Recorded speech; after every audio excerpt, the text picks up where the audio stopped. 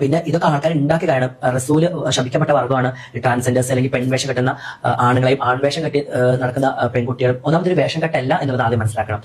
പിന്നെ ഒരിക്കലും ഇത് റസൂല് ഒരിക്കലും ഒരാൾ ശപിച്ചിട്ടില്ല.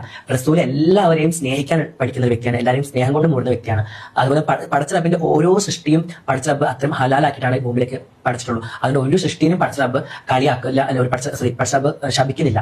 അപ്പോൾ എനിക്ക് ഇനിയുള്ള ട്രാൻസ് കുട്ടിയോട് പറയുന്നത്, പലപ്പോഴും പല ആൾക്കാരും വീട്ടിലും കുടുംബത്തിലൊക്കെ അവർ ഒതുങ്ങി നിൽക്കുന്നത് ചിലപ്പോൾ ഈ പടച്ച റബ്ബ് ശപിക്കപ്പെട്ട വർഗ്ഗത്തിലേക്ക് നീ പോവല്ലേ, അല്ലെങ്കിൽ നിങ്ങൾക്ക് ശപിക്കപ്പെട്ട വർഗ്ഗം, അങ്ങനെ ഒരിക്കലും ഒരു കിതാബിലും പറയുന്നില്ല. പടച്ച റബ്ബ് പഠിച്ചിട്ടുണ്ടോ അത് അള്ളാന്റെ ഹലാലായ പഠിപ്പ് തന്നെയാണ്.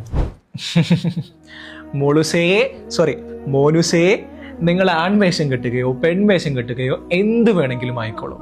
എന്നാൽ അത് വൈറ്റ് വാഷ് ചെയ്യാൻ വേണ്ടി ദീനിന്റെ പേരിൽ കളവ് കെട്ടി ചമക്കേണ്ടതില്ല. നിങ്ങൾ ഒരു കിതാബിലും കണ്ടിട്ടില്ല എങ്കിൽ നിങ്ങൾ ഒരു കിതാബും കണ്ടിട്ടില്ല എന്നാണ് അതിനർത്ഥം, അല്ലാതെ കിതാബിലില്ല എന്നല്ല.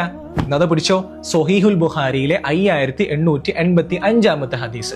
ലഅന റസൂലുള്ളാഹി സ്വല്ലല്ലാഹു അലൈഹി വസല്ലം അൽ മുതശബ്ബിഹീന മിന റജുലി ബിന്നിസായി വൽ മുതശബ്ബിഹാത്തി മിന നിസായി ബിറജുലി.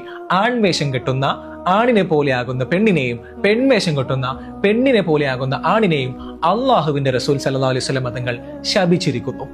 പിന്നെ ഒരു കാര്യം, മുത്ത് റസൂൽ സല്ലല്ലാഹു അലൈഹി വസല്ലം തങ്ങൾ എല്ലാവരെയും സ്നേഹിക്കുന്ന, എല്ലാവരെയും ഇഷ്ടപ്പെടുന്ന വ്യക്തിത്വം തന്നെയാണ്, അതിലൊരു തർക്കവുമില്ല. എന്നാൽ ഇതുപോലത്തെ തോന്നിവാസങ്ങൾ കാണിക്കാൻ നിന്നാൽ റസൂലുള്ളാഹി സ്വല്ലല്ലാഹു അലൈഹി വസല്ലം തങ്ങൾ അത് സപ്പോർട്ട് ചെയ്യുകയില്ല.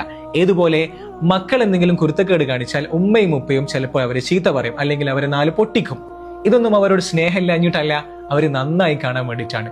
അതുപോലെ തന്നെയാണ് ഇതും. ദീനിനെ കുറിച്ച് അറിവില്ല എങ്കിൽ വായ തുറക്കാതിരിക്കുക, അല്ലെങ്കിൽ പോയി പഠിക്കുക.